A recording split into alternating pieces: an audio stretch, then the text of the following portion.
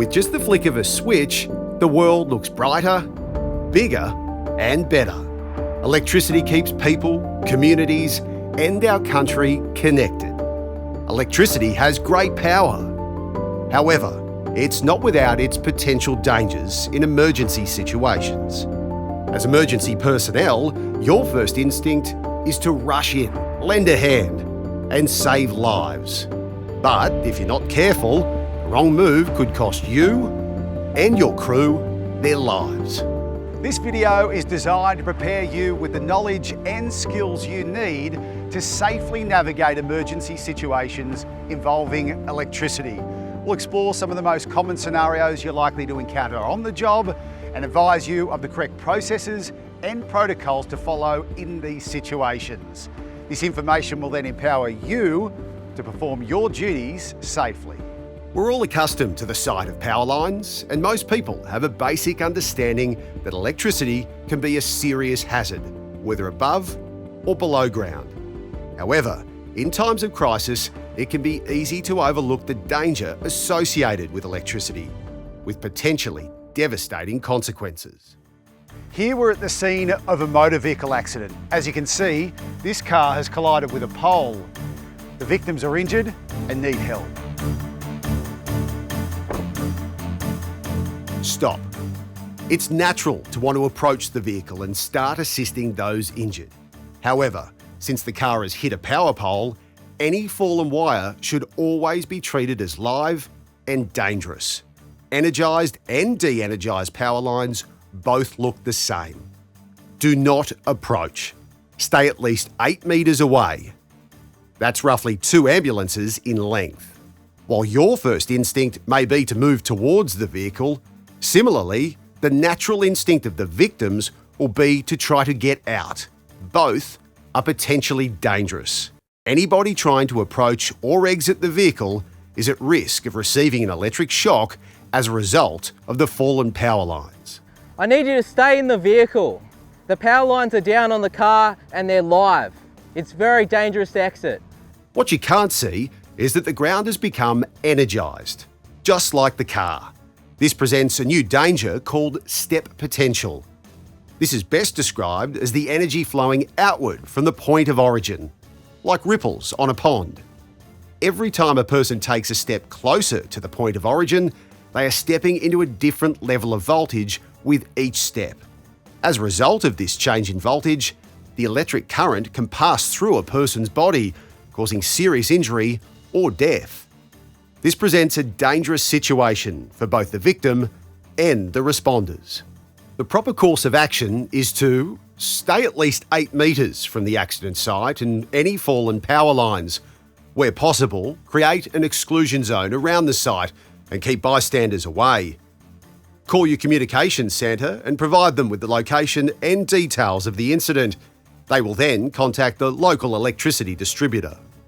If the situation is dire and a person must exit or approach the vehicle before the all clear is given, they must not touch any metal parts of the car, like doors. Instruct them not to run or walk. They must shuffle away from the car.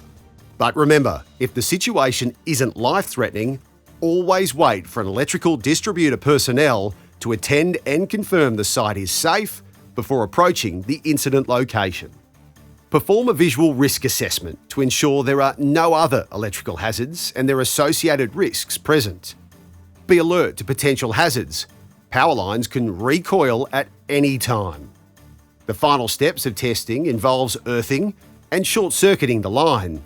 This must be completed by authorised electrical distributor personnel on site.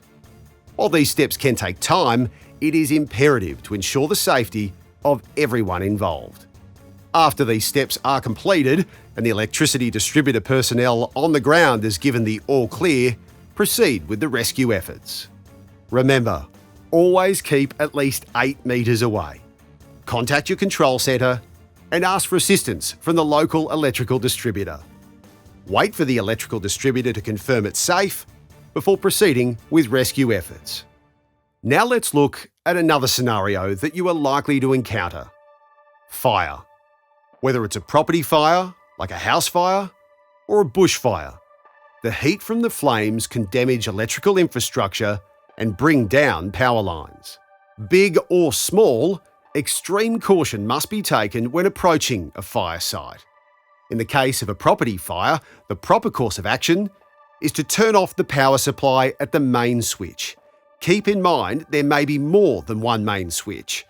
Illegal wiring can sometimes be present that isn't controlled by the main switch, leaving power energised to the property. In rare circumstances, generators are used to supply properties with power, so be aware of this. Perform a hazard and risk assessment to identify any potential hazards and look at the controls required to reduce the risk they present. SA31 to 31 Fire Attack Team. 31 Fire Attack Team replying. SA31 confirming the main switch is turned off in the switchboard, over. Yes sir, received that. Main switch has been turned off in switchboard, over. Just because the main power switch is off does not mean the site is electrically safe. There is still a possibility of an explosion or electric shock. This is because the conductors are still live between the supply point and the switchboard. Additional risks may exist if the property has embedded generation from solar systems. Check the property to see if solar is present, as these systems will continue generating electricity. While tending to the fire is an urgent matter, it's imperative to follow these additional safety guidelines. Never park vehicles under or close to power lines. Keep any hydraulic equipment away from overhead power lines. Be aware of illegal wiring not controlled by the main switch. Be aware of alternative energy power sources which may be present, such as solar systems. Bushfires are also extremely dangerous and present their own set of challenges in and around the network. Hey, there's heaps of power lines in here, so watch your step and watch your head. It's common to find high and low voltage power lines in rural areas and bushland. These can be harder to spot and may be damaged following a bushfire. Always assume power lines are live and refer to the pre-incident fire plans to identify the likely location of overhead power lines. Hey guys, these power lines are sagging because of the heat. Just be really careful, that there could be more of them around, so keep an eye out as we move forward. You do not want to come in contact with a sagging power line. If you see one, that's a clear sign that electrical infrastructure is damaged. Stay 8 metres away. Hold up guys, there's a wire on the ground there. Always need to treat them as they're live. Ficon Middleton 7, we've got power lines down at our location, over. The appropriate course of action in a bushfire is to contact your control centre and alert them of the fallen power lines. Stay 8 metres away from fallen or sagging lines and set up an exclusion zone to keep others away. Always assume all power lines are live and never stand under them. Be aware that damaged or fallen power lines may recoil. Fences and water pipes also pose a danger when fighting a bushfire. Ficon Middleton 7, we've got power lines down across the fence. We're unsure if they're live. We're standing by, cannot pass at this time, over. When a power line makes contact with a structure, like a fence, the fence can be energised and conduct electricity for long distances. In no circumstances should you approach or touch the fence. Also, it's important to know that severe flames and dense smoke can cause power lines to arc to earth. This can cause what is known as a plasma burst, followed by an explosion. Steer clear of power lines in areas of smoke and fire. In addition to sagging power lines, wooden power poles and crossarms are also vulnerable to catching fire, particularly during bushfire season. It doesn't take long for the wood to succumb to the flames. In order to safely extinguish the fire, you should park all vehicles at a safe distance, stand back and keep others at least 8 metres away. Use vehicle-mounted pumps and pulse the stream above the pole. Do not spray water directly onto the crossarm, as water is a conductor of electricity. Use a nozzle that breaks the water stream by 50% and allows oversprayed water to put out the fire. Never stand in puddles of water. If power is not isolated to the pole, The pole may reignite, so use caution. It's also important to be aware of copper chrome arsenic poles, or CCA poles. These are identifiable by their green colour.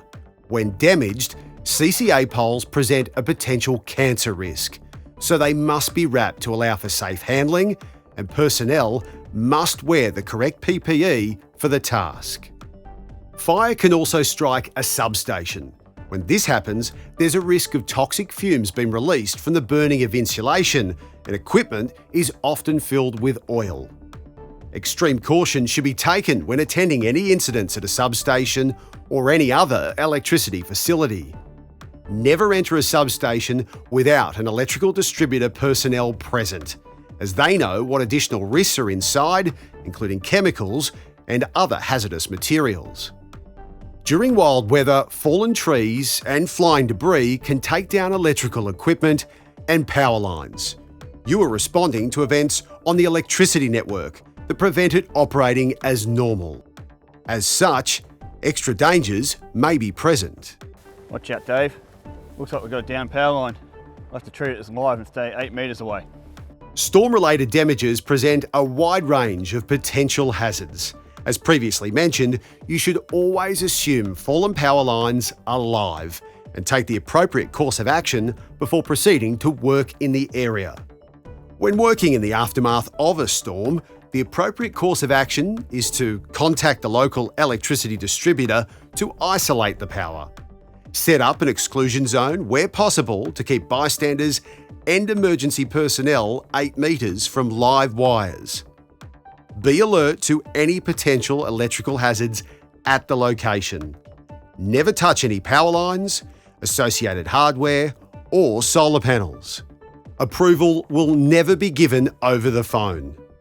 Wait for the all clear from electricity personnel on site before proceeding with any required cleanup. In this scenario, power lines have broken and fallen on top of this car, with the driver still inside. Like we saw earlier, you should always stay 8 metres clear and wait for the local electrical distributor to arrive and clear the site. However, in this scenario, another serious danger is present, as a fire has broken out. The power lines must still be treated as live, so in this life-threatening situation, the driver should be instructed to slowly move clear at least 8 metres from the power lines. Always check that there is no threat of more damage by moving the vehicle, and ensure all bystanders are well clear of adjacent power lines. Remember though, this should only be done if there is a life-threatening situation. Otherwise, wait until the electrical distributor arrives and clears the site. We can't look at weather-related events without including floods. Heavy rain and rising water put electrical systems at risk of potential damage. When performing rescue-based work in a flood situation, use caution when working with aluminium rescue boats, as they provide a potential risk of electric shock.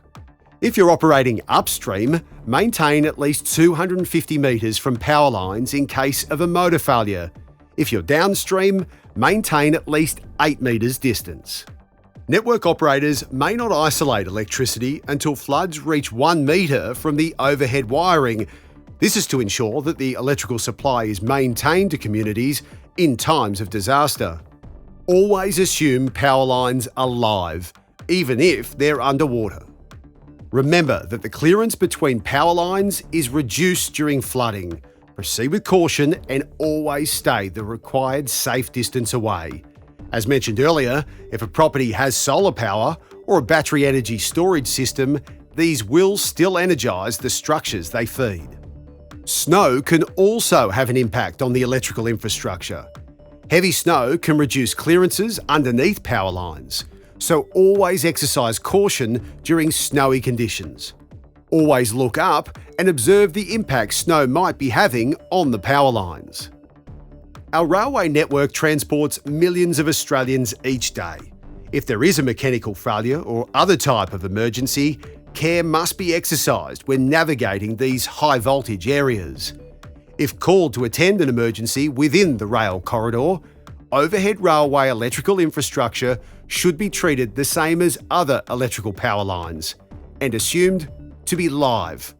Contact your control centre, who will in turn contact the Rail Operations Centre. If the emergency is non-life-threatening, you will need to wait for a representative from the Rail Operations Centre to allow entrance and escort you through the rail corridor. If you are facing a life or death situation involving the overhead wiring, the railways have a special procedure called a rescue power outage that can be introduced if you are required to urgently rescue members of the public. In this circumstance, advise your control centre that the situation is life-threatening, and priority arrangements will be made to remove all sources of power to the overhead wiring. Due to their size, transmission towers can often be visited by illegal thrill seekers, demonstrators, or those seeking to potentially self-harm. Contact your control centre and ask for assistance from the local electrical distributor. They will be able to assist with ensuring the person is able to come down safely without coming into contact with electrical equipment and/or supply. Substations are located in rural and suburban areas. These sometimes attract vandals or others looking to cause damage. Unfortunately for them, getting caught trespassing is the least of their problems. Stop! Don't move! You're in a high voltage area which is extremely dangerous. We're here to help you. Intruders are likely to be scared and have an impulse to want to run off. Maintain a safe distance and do not approach them, as this may put yours and their lives at risk. Instead, contact the local electricity distributor and tell them your location and the current situation. Wollongong 40, we're at the substation on Country Road. We have an unauthorised person on the premises and we need the assistance of the electricity distributor.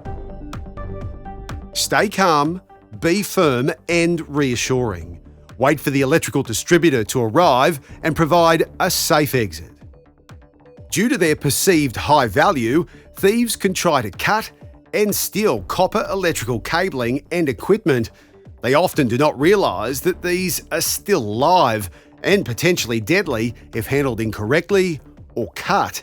If called to respond to this type of incident, do not approach.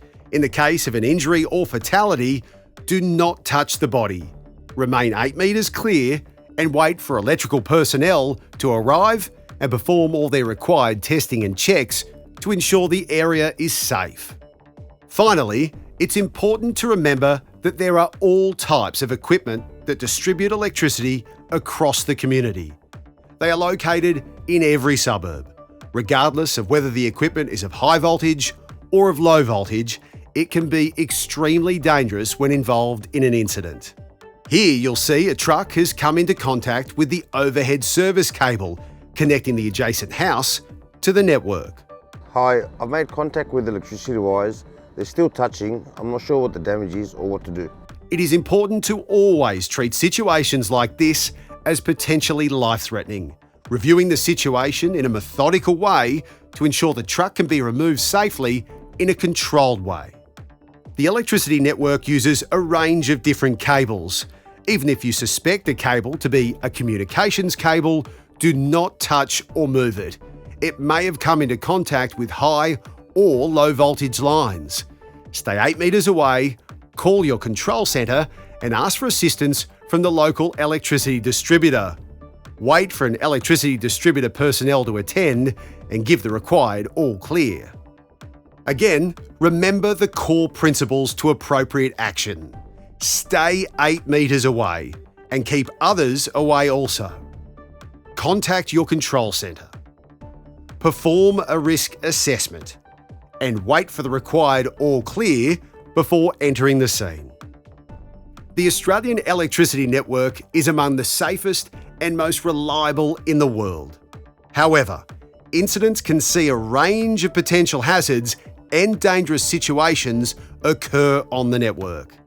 By watching this video, you have raised your awareness and understanding of the many electrical hazards you are likely to face in emergency situations. You now have the tools and information you need to make safe and effective decisions. Thanks for watching, stay safe, and for more information, contact your local electrical authority.